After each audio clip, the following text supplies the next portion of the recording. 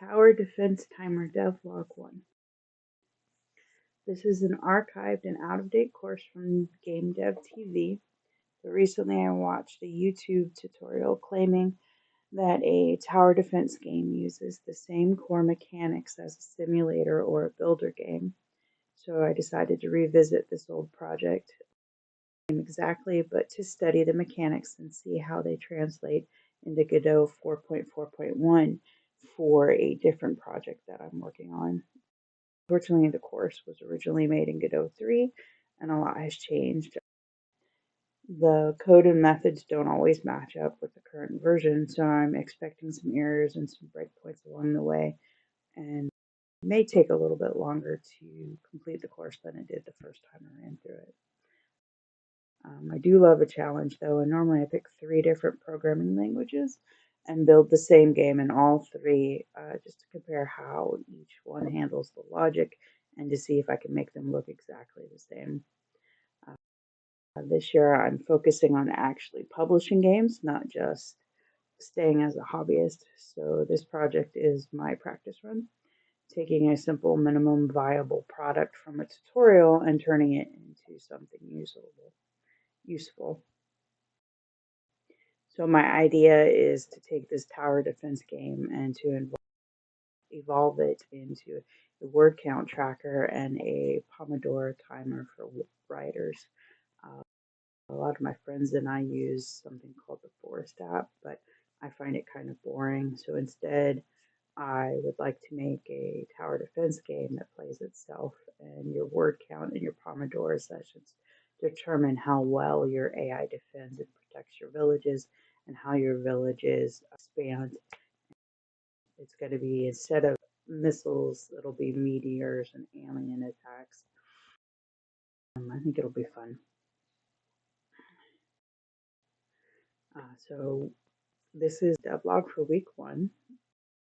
Installed Godot 4.4.1 for C#. This is one of my first projects with the C# with Godot.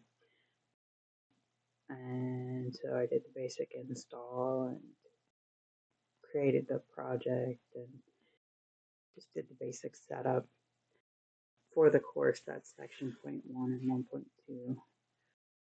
1.3 is I finished, which is the actual project, and does a hello world and a full compile just to make sure everything works. I set up the itch.io page. Sections 2.1 and 2.2 is the basic structure. A few small features, importing the art assets, and then section 2.3 was the basic bullet movement. Section 2.4 was setting up the input map to control when bullets are fired. Section 2.5, setting up the basic helper classes and project cleanup. I also added auto scaling for the player cannon, depending on where you put the cannon on the map. It's smaller or larger if it's closer and smaller if it's further away. The higher up on the foreground is further away, and lower down on the foreground is closer. I ran into one issue with Godot 4.4 compared to Godot 3. The packed scene.instance used to spawn nodes in Godot 3 is no longer used in Godot 4.4.1. It was replaced with packed scene.instantiate. Once I fixed that error, the bullets were firing correctly. I finished section 2.6, which is the bullets firing and scaling adjustments. Thanks for watching this devlog. Now, I'd love to hear your thoughts. Are you an author or writer or a game developer? Do you enjoy Pomodoro timers and productivity games? What style do you think we should use for the tower defense theme? Should it be medieval, modern, or futuristic? Let me know in the comments.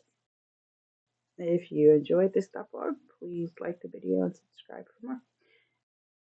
If you're not sure what to comment, just drop a dragon and a fire emoji below. Thanks.